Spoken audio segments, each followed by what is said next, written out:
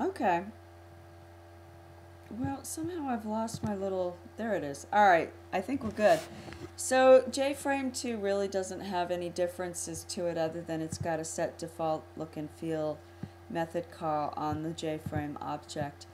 You may stretch back into the annals of your memory and remember when we were in the Java 24 book, there was this thing that we were using called Nimbus. Java comes prepackaged these days with some libraries for some different looks and feels. It's just kind of like a skin, you know, like if you want to change your iPhone skin or something like that. It's the same kind of thing. And if I could get my mouse to hover right over this, I could get over here and scroll. Yeah, there you go. And you get a little tooltip that hops up, and you can read about this, and it tells you. In a Mac computer, some of these things don't really act the same way as they do in Microsoft computers. So it's worth experimenting around a little bit. There's a few different ones that you can read about, and we will do some of at some point.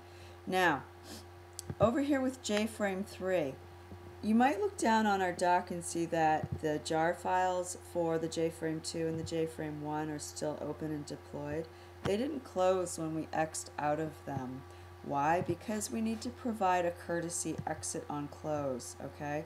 So here's my A-frame object.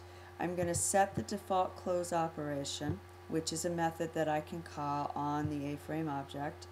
And here are the arguments that I'm going to pass in. Exit on close.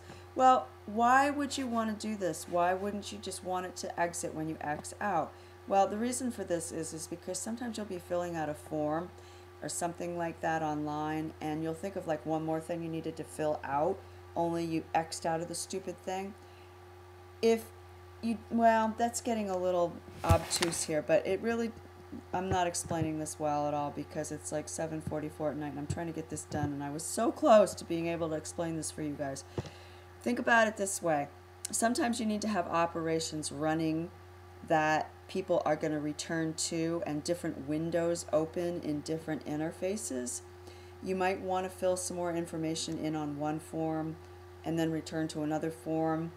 Programmers think about these kinds of things.